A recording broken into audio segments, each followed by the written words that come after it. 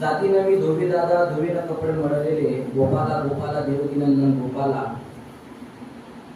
जो व्यक्ती शिकलाही नव्हता अशा व्यक्तीने साऱ्या समाजाला शिक्षणाचं महत्त्व पटवून दिलं. त्यांचं नाव श्री संत गाडगे महाराज यांना विनम्र अभिवादन करतो. खरा तो एकची धर्म जगाला प्रेम अर्पावे असे सांगणारे जे साने गुरुजी. आता विश्वात नके देव त्या प्रसादानामध्ये एक सुंदर असं अष्टक आहे की निअंधकारातून द्या या प्रकाशाचे धडे असे म्हणणारे संत ज्ञानेश्वर महाराज.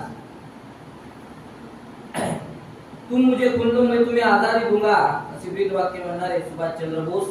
गुलामांना गुलामगिरीची जाणीव करून द्या तर ते बंड करून उठतील असे मानवतेचे महान शिकवण देणारे डॉक्टर बाबासाहेब आंबेडकर. आज या ठिकाणी तुम्ही सगळे उपस्थित आजच्या कार्यक्रमाचे अध्यक्ष प्राचार्य संजीव भुयार सर, आयोजक प्राध्यापक अनिता दुर्वे मॅडम, डॉक्टर विजय कापसे सर, डॉक्टर प्रदीप दांडे सर अँड ऑल टीचर्स, या सगळ्यांना हा प्रोग्राम त्यांनी घडवून आणला. या सगळ्यांना धन्यवाद. आणि उपस्थित ज्याच्यामुळे आज तुम्हाला बोलता येते, लिहिता येते, वाचता येते आणि आपल्या जीवनामध्ये काहीतरी करण्याची इच्छाशक्ती तुमच्या मनामध्ये तयार करणारी विद्येची आराध्य दैवत आई सावित्रीबाई फुले यांना चरण स्पर्श करतो आणि माझ्या आजच्या मार्गदर्शनाला मी सुरुवात करतो. मी स्टँडर्ड नाही आहे, मी स्टँडवरचाच आहे. त्याच्यामुळे मी माझ्या भाषेत आणि तुम्हाला पटेल अशा भाषेत मी तुमच्याशी बोलण्याचा प्रयत्न करतो. पहिल्यांदा परिचय खूप महत्वाचा असते. का ग्रामीण भागातून मी निघालेलं पोरगा आहे. वडील दारू प्यायचे, आई शेतात काम करायची, घालायची, मला घर नव्हतं, घालायला कपडे नव्हतं, खायला अन्न नव्हतं. अशा परिस्थितीमध्ये मला पर्सेंटेज वयाच्या 17 वर्षी फार कमी पडले. म्हणून मी गाव सोडलं, पुण्याला गेलो, रेल्वे स्टेशनवर भीक मागितली आणि एका स्पर्धेमध्ये मी पार्टिसिपेट केलं. त्या स्पर्धेचं नाव होतं वक्तृत्व स्पर्धा. मी महाराष्ट्रातला पहिला पोरगा होतो ज्यानं 7 मिनिटाचे 13 लाख रुपये या महाराष्ट्रात पहिल्यांदा वक्तृत्व स्पर्धेमधून कमावले. त्यानंतर मला असं वाटलं की प्रत्येक पोराला आपण विचारतो व्हॉट्स युअर ड्रीम, करेक्ट? आता इथून मी तुमच्या सोबत 20 ते 25 मिनिटं बोलणार आहे कारण अदर प्रोग्राम्स माझे आणि मी येणार नव्हता. अपूर्वा मॅडमचा प्रोग्राम होता कारण बरेचसे प्रोग्राम ऑलरेडी बुक असतात. मधात येताना माझ्या गाडीचा प्रॉब्लेम झाला, त्यामुळे कुठली तरी 2 व्हीलर अरेंज करून मी तुमच्यापर्यंत पोहोचलो. कारण ज्या व्यक्तीमुळे मी इथं आहे त्या व्यक्तीचं नाव आहे आदरणीय पूजनीय.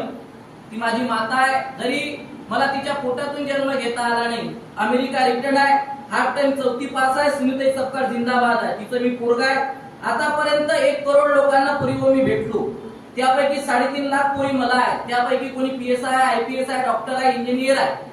आता नुकतंच माझ्या ट्रेनिंग मधून 1 वर्षाच्या अगोदर शिकून गेलेले काही लेकरं आज 10 लेकरं SRPF मध्ये लागले.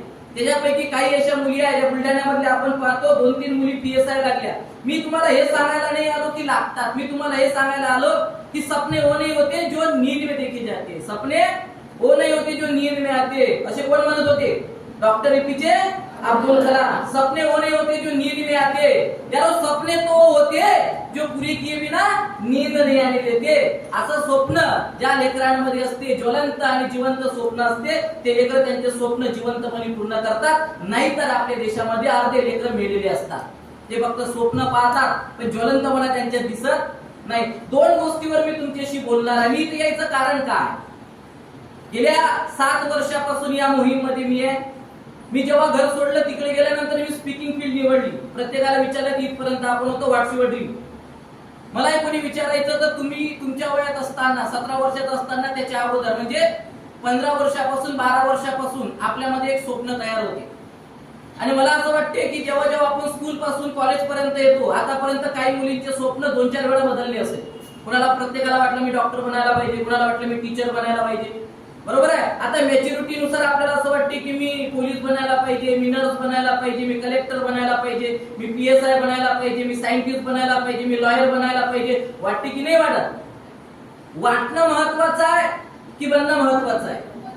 बनणं महत्वाचं आहे. वाटते सगळ्यांना. बनण्यासाठी किती लोक धावपळ करतात, किती लोक प्रयत्न करतात, किती लेकरं प्रयत्नशील असतात.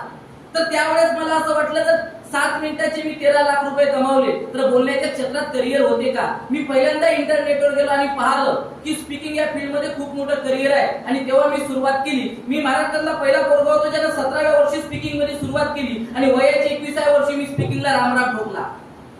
आणि मी तुम्हाला हे सांगणार नाही मी किती सक्सेसफुल झालो. I am a corporate trainer, बऱ्याच कंपनींना मी टीच करतो. पण इथं यायचं एकमेव कारण म्हणजे तुमच्यासारखी आपल्याच विदर्भातली चांदूर बाजार तालुक्यातली छोट्याशा ग्रामीण भागातली एक पोरगी आयटीआय करून पुण्याला गेली. कुठे गेली? पुण्याला. लक्षात ठेवा, मुलींचे स्वप्न खूप मोठे असतात. आयटीआय केल्यानंतर ती तिथं जॉबवर लागली. जॉब 3 शिफ्ट मध्ये असतो, मुलगा असो की मुलगा, काही फरक पडत नाही कॉर्पोरेट वाल्यांना. आणि 3 शिफ्ट मध्ये असताना एके दिवशी तिला 10 लोकांनी घेरलं. तिच्यावर 10 लोकांनी बलात्कार करण्याचा प्रयत्न केला. कसा बसा तिने स्वतःचा जीव वाचवला, आणि एका रिक्षावाल्यानं तिच्या अंगावर चादर टाकून तिला सिंधुताई सपकाळच्या आश्रमामध्ये पोहोचवलं. प्रत्येक वर्षाला प्रेरणा म्हणून मी तिथं जातो, आणि वयाच्या 19व्या वर्षी मी तिथं गेलो. 19 वर्षाचं वय होतं. तोपर्यंत ट्रेनरशिप मध्ये मी बरेच पाऊल माझे जमवले होते. आणि मी आईला भेटल्यानंतर प्रत्येक याच महिना, सप्टेंबर महिना, याच महिन्यात अनाथ मुला मुलींना मी काही पैसे डोनेट करत होतो, जेणेकरून मला शिकायला भेटलं नव्हतं, कारण माझी परिस्थिती नव्हती. असे कितीतरी लेकरं असतात, कितीतरी मुली असतात, कितीतरी मुलं असतात ज्यांच्यामध्ये महत्वाकांक्षा खूप असते, इच्छाशक्ती प्रबळ असते, त्यांना स्वतःच्या पायावर उभं व्हायचं असते, आयुष्यामध्ये काहीतरी बनवून दाखवायचं असते. अशा लेकरांसाठी किमान आपण मदत करायला पाहिजे. भरपूर लोक आहे या देशामध्ये, भरपूर पैसा आहे, भरपूर लोक जॉबवर आहे, भरपूर सॅलरी आहे, पण साला त्यांना त्यांच्यापुरतं त्यांचंच पुरत नाही, तर लोकांना काय मदत करतात? तर अशा सिच्युएशन मध्ये मी तिथं पोहोचलो. त्यावेळेस सिंधुताई सपकाळ आई त्यांनी मला सांगितलं की मला ते द्यायचं ते नंतर दे, आधी एका मुलीचं जे दुःख आहे ते पहिले ऐकून घे. होऊ शकते कारण तुलाही बहिणी असते. आणि मैत्रिणींनो, मला तुम्हाला सांगायचं की ज्यावेळेस त्या पोरीपर्यंत पोहोचलो आणि त्या पोरीचं म्हणणं जेव्हा मी ऐकलं, तिच्या अंगाला काटे येत होते, डोळ्यामधून अश्रूच्या धारा वाहत होत्या. जेव्हा ती सांगत होती अंगाला काटे येत होते, असं वाटत होतं जर मलाही बहिणी आहे, जर माझ्या बहिणीवर कोणी असं केलं असतं तर करणाऱ्याला उभं कापला असता. आज आपल्या इकडे बलात्कार, अत्याचार, व्यभिचार होतात, पण लोक रील काढतात, व्हिडिओ काढतात, सोशल मीडियावर टाकतात. हे दंगे चालू आहे की नाहीये?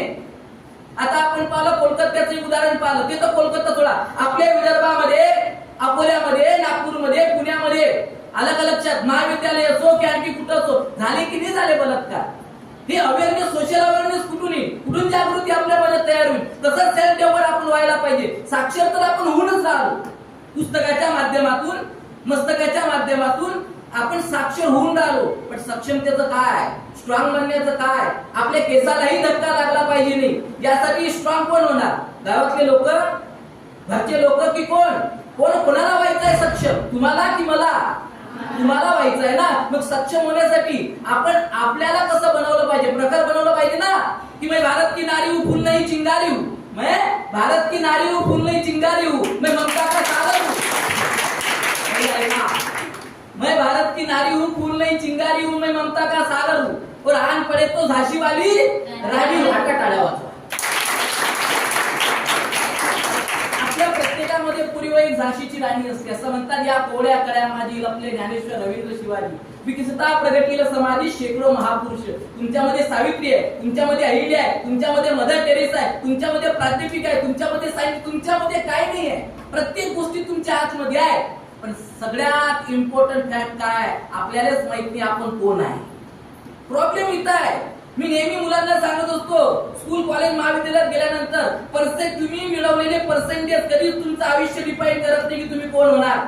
तुमच्या आयुष्यात तुम्ही कोण होणार बघायचं असेल तर तुमच्या आतमधल्या गट्स, क्वालिटीज, स्किल याला तुम्हाला ओळखावं लागेल. आणि शोकांतिका हे आहे पोरीहो, आपण कधी स्किल कडे ओळखत नाही. कधी आपल्याला आपल्या आतमध्ये कोणते गट्स आहे माहित नाही, कोणत्या क्वालिटीज आहे माहित नाही. कधी आपण आपलं सेल्फ अनालिसिस करत नाही की आपली स्ट्रेंथ काय, आपले विकनेसेस काय, आलं का लक्षात? आणि या गोष्टीचा जर आपल्याला आढावाच घेता आला नाही तर फक्त ड्रीम नावापुरतं राहील, बनणार कोणीच नाही.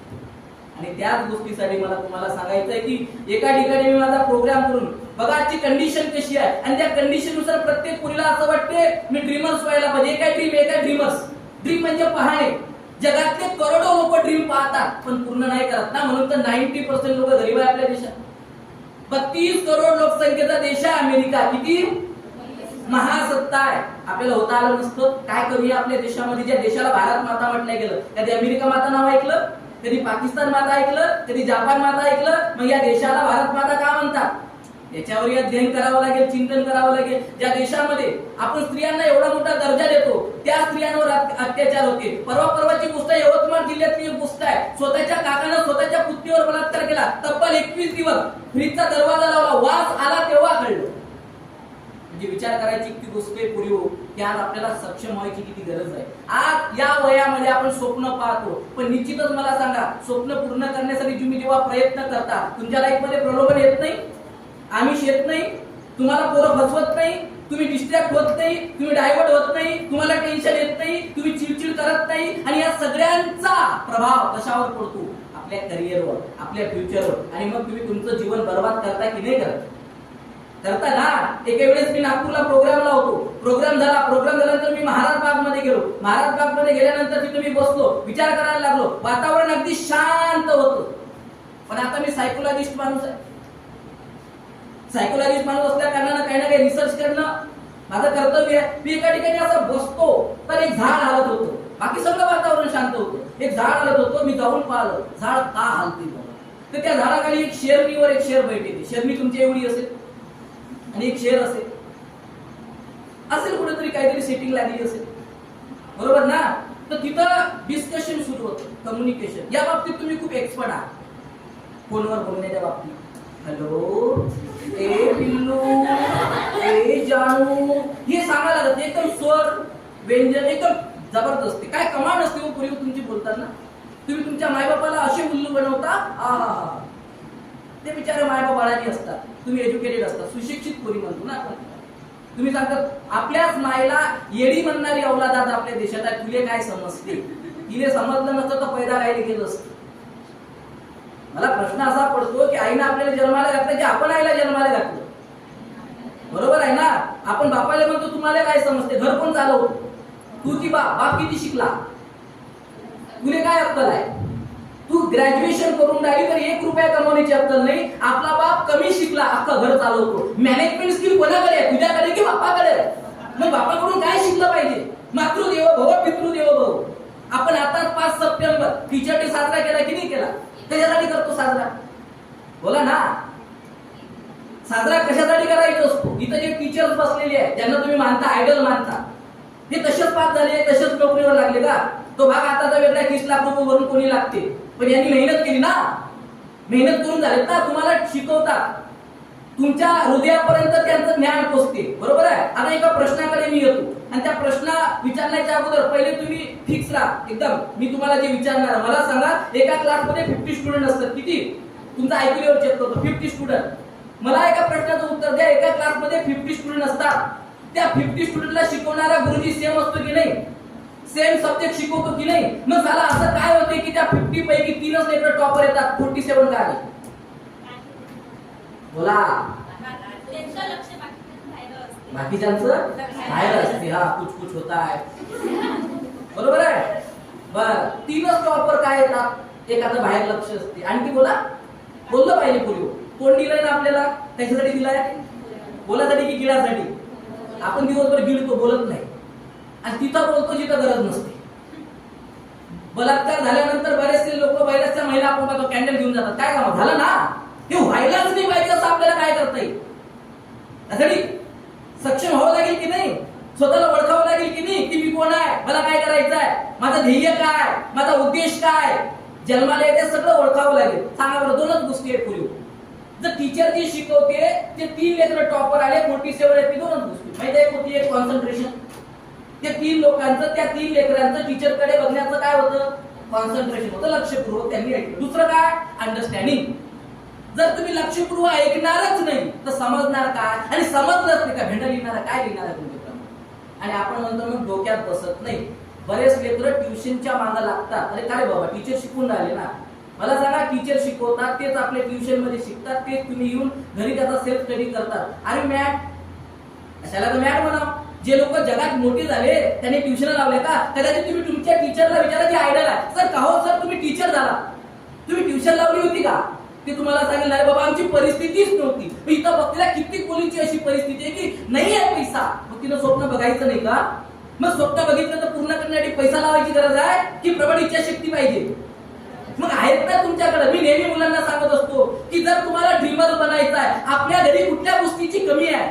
आपला बाप जी बनेल घालतो त्यावर 17 भोकं जर परिस्थितीची असेल तर आपण कोणत्या गोष्टी शिकायला पाहिजे? अरे अरे अरे आपल्याला जन्माला घालून आपले वडील काबाड कष्ट करतात, मेहनत करतात. आपले या चूल आणि मूल पर्यंत मर्यादित नाहीये. आपल्याला वागवलं, पोटात ठेवलं, 9 महिने ठेवलं, मग बाहेर काढलं. किती त्रास, किती वेदना तिला झाले असेल आणि त्याच्यानंतर ते एक इच्छा व्यक्त करतात की नाही करत? कोणत्या इच्छा व्यक्त करतात की बेटा माझं जीवन गेलं, तुझं न जावं यासाठी तू काहीतरी करतात की नाही करत? बापाई म्हणतो ना बेटा तुला काय बनायचं तू बन, तू माझी परी आहे. पण आपण परी बनायला पाहिजे की वाघीण बनायला पाहिजे? परीवर बलात्कार होतो, पुरी वाघिणीवर होत? वाघीण तर फाडून काढते ना. आपण फाडून काढणाऱ्या पुरी बनायला पाहिजे की कोणतरी आपले कपडे काढले पाहिजे?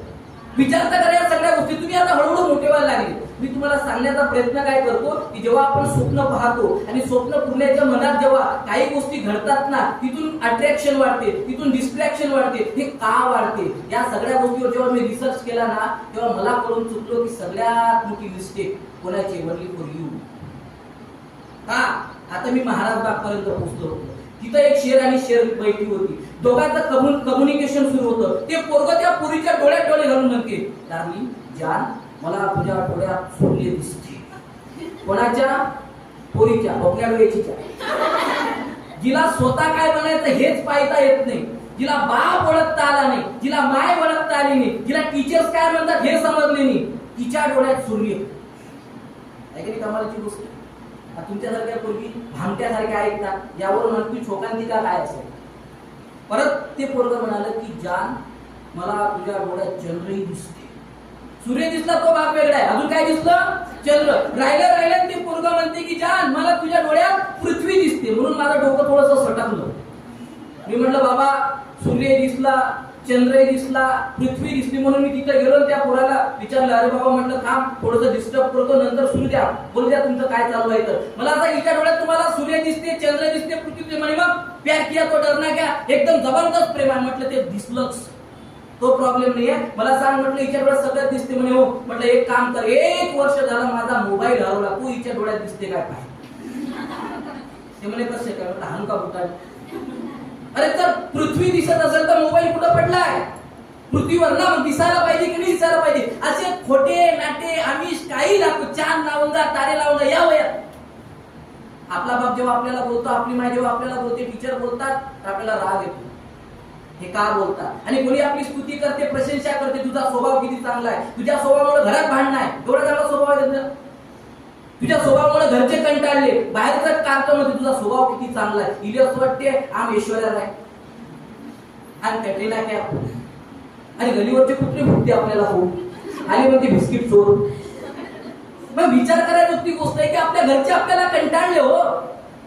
आपला स्वभाव किती चांगला हे घरच्यांनी म्हणायला पाहिजे. मला सांगा जगासाठी तुम्ही हिरो हिरोईन व्हायला पाहिजे की घरच्यांसाठी?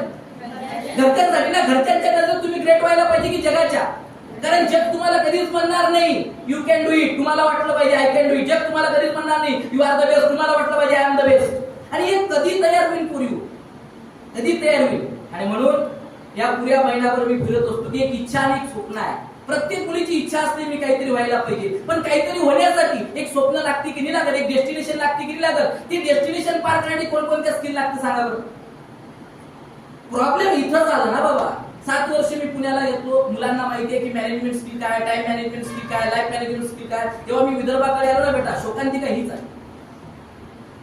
प्रत्येक मुलगी शिकायला येते, प्रत्येक मुलीचा बाप लाडा कौतुकाने आपल्याला पाठवतो, शिक म्हणते. पण त्याच्यानंतर आपण का बिघडतो? का आपल्यामध्ये त्या फिलिंग्स दुसऱ्यांप्रती आपल्या डेव्हलप होतात, परिवाराप्रती कहाणी, मायबापाप्रती कहाणी. एका पोरीचं एका पोरावर प्रेम झालं, तिने त्याला आय लव्ह यू म्हटलं. आपण आजपर्यंत तरी आपल्या आईला आपल्या फादरला म्हटलं का पप्पा आय लव्ह यू? का त्यांनी आपल्यासाठी बऱ्याच गोष्टी केल्या ना, मग आपलं त्यांच्यासाठी का प्रेम नाही झालं? त्या सगळ्या गोष्टीची भानगड काय? आणि याच भानगडीमुळे पुरी हो आपण एज्युकेटेड मोलकरीण बनणार आहोत काही दिवसांनी. कारण आता जॉब राहिलेच नाही. कुठं काय करणार तुम्ही? एक स्पर्धा परीक्षेचे एक कलेक्टर बनण्यासाठी 10 लाख अर्ज असतात ना, करोडो लोक अप्लाय करतात. किती बनतात? थोडासा अभ्यास करायला पाहिजे आपण की आपलं. आता तुम्ही ग्रॅज्युएशन लेवलचे आहे, मग अलग बीकॉमचे आहे, बीएससीचे असाल किंवा बीएचे असाल, मला सांगा इथून ग्रॅज्युएशन नंतर पुढचा प्लॅटफॉर्म काय तुम्हाला जॉबसाठी, सेल्फ डिपेंड बनण्यासाठी, सेल्फ डेव्हलप बनण्यासाठी, स्किलेबल, नॉलेजेबल, व्हॅल्युएबल बनण्यासाठी? तुम्हाला इथून ठरवावं लागेल ना की बाबा मी पुढच्या 3 वर्षामध्ये, पुढच्या 2 वर्षामध्ये मी विची होणार जर मी या 2-3 वर्षात 2-5 वर्षात जर सेल्फ डिपेंड नाही झाली, स्वतःच्या पायावर उभी नाही झाली, तर माझं लग्न लावून देणार आहे आणि लग्न लागल्यानंतर माझे स्वप्न काही कामाचे नाही. पण तोपर्यंत माझ्याकडे 3 वर्ष 5 वर्षाचं फ्रीडम आहे की नाही आहे? या 5 वर्षात मी काय करायला पाहिजे? आणि या सगळ्या गोष्टीची भानगड दूर करण्यासाठी पोरीओ गेल्या 7 वर्षापासून मी एक कोर्स लॉन्च केला, ज्याचं नाव आहे लाईफ एज्युकेशन कोर्स. की आपल्याला पाठ्यपुस्तकाच्या पलीकडचं एक जीवन भेटलं, बरोबर आहे? आणि ते जीवन किती वर्षाचं भेटलं माहितीये तुम्हाला? किती वर्षाचं? 100 इयर्स. 100 वर्ष जगेल का आपण? नाही ना. आपण कोणाच्या घरी जन्माला? तुमच्या हाती आहे का? आपण मरतो, आपल्या हाती आहे का? मग जन्म आणि मृत्यूच्या मध्ये आपण कोण होऊन मरायला पाहिजे आपल्या हाती आहे की नाही आहे? पण आपल्याला ठरवताच येत नाही मी काय व्हायला पाहिजे. To decide. ठरवा ना तुम्हाला काय व्हायला पाहिजे. बऱ्याच गोष्टी आहेत पोरीओ की तुम्हाला ठरवता येते, परिस्थिती पाहून मनस्थिती तयार करता येते. ज्या लेकराची मनस्थिती तयार होते त्याच लेकराची परिस्थिती बदलते. ही फॅक्ट आहे. प्रॉब्लेम काय? आमची मनस्थितीच बदलत नाही. आणि ज्या गोष्टीसाठी मनस्थिती बदलते ती गोष्ट आमचं आयुष्य बर्बाद करते, आमचं आयुष्य बनवत नाही. त्याला तुम्ही लव म्हणता. लवचं शेवटचं तुम्ही अक्षर पहा बरं. LOV आहे ना. व्ही म्हणजे काय? LOV. ई म्हणजे काय? End of life. व्ही म्हणजे काय? Waste of time. आहे ना. आपला टाइम बर्बाद होतो, लाईफ बर्बाद होती की नाही, तरी आपण ते का करता? आणि म्हणून लाईफ बद्दल शिकणं गरजेचं आहे बेटा. सोशल अवेअरनेस असायला पाहिजे, सेल्फ अवेअरनेस असायला पाहिजे. आपल्याला कळायला पाहिजे की आपल्या आतमध्ये कोणत्या प्रकारचं स्किल आहे, कोणत्या प्रकारचे गट्स आहे. या सगळ्या गोष्टी जाणून घेण्यासाठी एक सुंदर असा कोर्स लाईफ एज्युकेशन मी तयार केला. 7 वर्षापासून 3.5 लाख पोरींनी याला एन्जॉय केलं, लाईफ बदललं. टॉप टू बॉटम, केस पायाच्या अंगठ्यापासून तर डोक्याच्या केसापर्यंत. Change your mind, change your thought, change your idea, change your behaviour, change your leadership skill. या सगळ्या गोष्टी जर बदलल्या तर change your presentation and change your life. जर तुमचं जीवन तुम्हाला बदलायचं असेल, तुम्हाला प्रेझेंटेटर होण्याची गरज आहे. तुमच्यामध्ये स्टेज डेअरिंग तुम्हाला आणावं लागेल, पब्लिक स्पीकिंग तुम्हाला शिकावं लागेल, कम्युनिकेशन स्किल तुम्हाला शिकावं लागेल, कॉन्फिडन्स बिल्डिंग तुम्हाला आणावं लागेल. आणि आपल्या विदर्भामध्ये सगळ्यात मोठा प्रॉब्लेम आहे हा स्टेज. पुढे येऊन बोलण्याचा सगळ्यात मोठा प्रॉब्लेम आहे. तुम्हाला बोलताच आलं नाही, तुम्हाला लढता कसं येईल?